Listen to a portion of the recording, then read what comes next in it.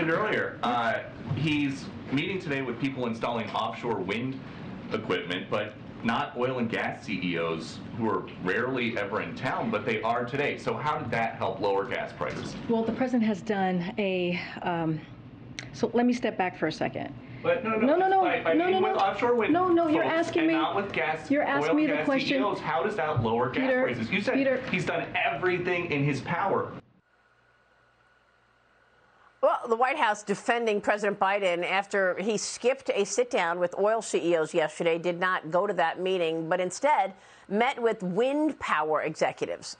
Joining me right now is Montana Congressman Matt Rosendale. He is a member of the Veterans Affairs Committee. And Congressman, it's an interesting choice that he made. He also made a comment that wind is very important for the economic growth story yesterday. Your thoughts? This is all part of their emphasis on the new Green Deal, and it is not going to lower the energy prices 1 penny for the people across Montana, I will tell you. They have stopped permitting, they have stopped leasing, they have imposed the ESG standards, as Fred Lane was just speaking about, so that my drillers and refiners are having difficulty accessing funds and capital to make sure that they can do their work. And this is all decisions by this administration, and it has driven the cost of energy up dramatically. Wind farms are great, but I will tell you something. They are not going to fuel the trucks that are putting $1,500 a day worth of diesel fuel in their tank in order to get freight moved back and forth across the country. It's not going to help my farmers as they need that diesel fuel to go across those fields. And it certainly isn't going to help the people that live in Montana that regularly drive 100, 150 miles a day. Yeah, I don't know what he was talking about yesterday in terms of wind being so important to economic growth.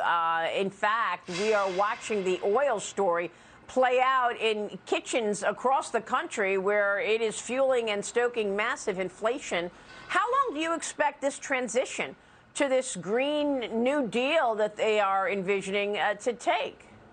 I'm really concerned, Maria, because there is no action that's being taken right now to start turning back this administration's destruction that they've taken on the energy industry, the fossil fuel energy, their oil. If they really want to do something, let's make it easier to permit a new refinery. There hasn't been refineries built in this country in years. Let's go ahead and start permitting the pipelines so that we can distribute these products across the country. And none of those steps are being taken. So unfortunately, your commodities experts will tell you that their prices are going to continue to rise because we're not seeing actions taken right now in order to turn it back. Well, the quote from Joe Biden yesterday was that wind power is a boost to U.S. energy security. I'm not sure how he gets there, but Congressman, I want to talk about your recent Fox News op-ed. Yeah, go ahead, sir.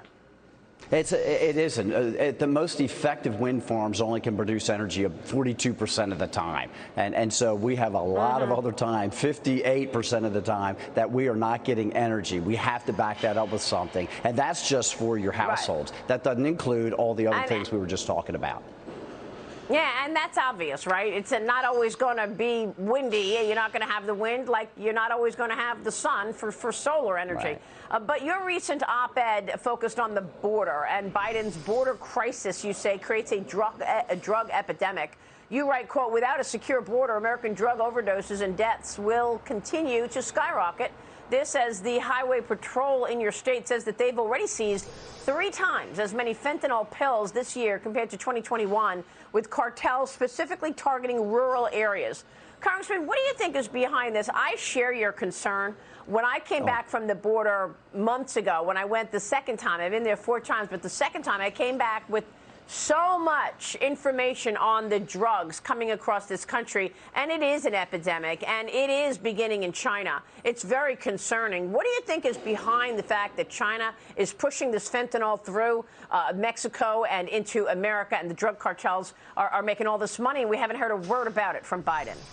Not a single word about it. And this is a chemical attack on our country from China through our southern border. And unfortunately, Secretary Mayorkas has done nothing about it. I really do believe that he has violated his oath of office. Our border is wide open. We had 105,000 deaths in our country last year from drug overdoses. The vast majority of that was from fentanyl. And this can all be stopped, Maria. And they're not doing anything about it. As a matter of fact, they're inviting people in. And they have taken our Border Patrol agents and converted them to travel agents. Yeah, it's really concerning, and it's all this continuing narrative that the Biden administration decides what's important to them. For example, they're holding food for kids hostage right now. They're telling schools that the federal funding for lunches, school lunches, will be withheld if their guidance on gender identity and sexual orientation is not followed. I mean, the administration is looking to make changes to Title IX to include transgender students. And if they don't make those changes, they're not getting the school funding for lunches. Yeah, my superintendent of schools, Elsie Arnson, is fighting back against this. And we've got a school district to the west of Flathead and Kalispell, just west of Kalispell, a community that says that they're not going to accept their federal funding because they're not going to have the federal government trying to groom their children. And so they're not going to follow these policies. Congressman, it's great to get your take on all of that. Thanks very much, Congressman Matt Rosendale, this morning in D.C. We will see you soon, sir. Thank you.